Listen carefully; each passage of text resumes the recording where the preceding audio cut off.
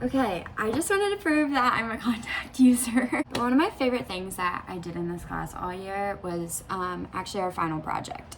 My final project was about contacts, obviously. Something that's very important that most 2-week contact users don't know is you are not allowed to sleep in 2-week contacts, which are the contacts that I use and most of my family members use.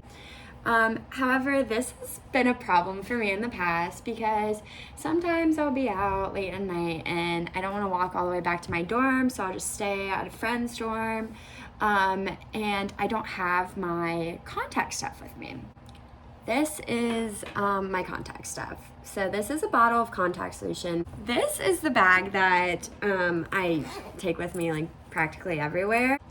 This is my contact solution and my contact case in the bag. It is literally no room for anything else in there. That was probably just like a long explanation to you, but to me that was actually step number 1 in my project, which was identifying the problem by observing. Next, I thought really hard about some different solutions to this problem. I opened a bunch of different things. One of those things actually being a new contact case. I opened all these things, which just to test the various different forms that things can open to see what best would fit my product. From my testing, I thought about what worked well and what didn't work well at all. I put all those ideas together and came up with this design. One of the most important things that I learned from this class is design is collaborative. It should not just be you. You should get feedback.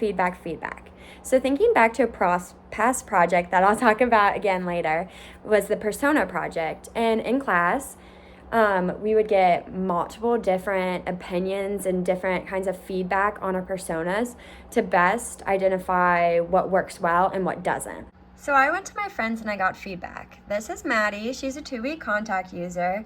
And her feedback for my product is that she would be worried that the contact solution would spill. Then I talked to my friend Kate, who is not a contact user, and Kate agreed with Maddie. She said maybe something to reseal the cover. From this feedback, I was able to take another look at my project from a different angle that I didn't think about. I didn't think about that once you open the package to put your contacts in, for my first prototype, that you would not be able to reseal it, so the contact solution could spill out if something were to happen. From their feedback and my past prototyping, I figured out what was important for me in my project, which was that it was small and it would fit in my purse and my pocket. It was resealable for little to no leakage of contact solution and disposable after one usage. After their feedback and assessing what's good for my product, I came up with this new prototype. My new design has the original design with a sticker incorporated so that it would be able to peel off and reseal it after you put your contacts in it for the night. So then for just like personal fun, because I'm a marketing student, I kind of branded it. So it's called Optigo with a little I, and then I have a slogan, which is Sight on the Go. Just to reiterate, I observed, identified the problem, I ideated, and I created my prototype. And then I got feedback and I made it better. Something that was incredibly important to note about design is it's definitely not a linear process. If anything, it looks a bit more like this. This is my persona project. And also this is my persona project. All over the place.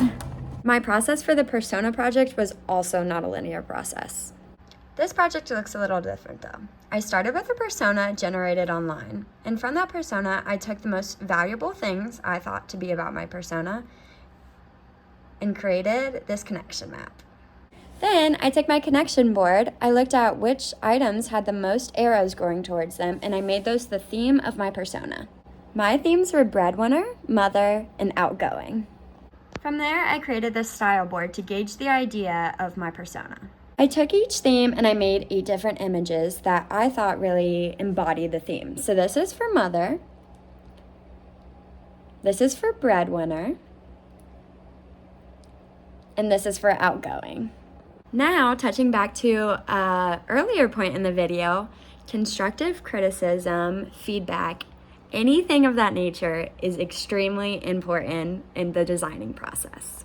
I was given constructive criticism in all 3 of my different pages of artwork. And here's my final design. Now, obviously that looks like super simple because I made it into a PowerPoint to make it look super simple, but my process did not go like that at all. In design, it is incredibly important to make errors, and in identifying those errors is when you get better outcomes.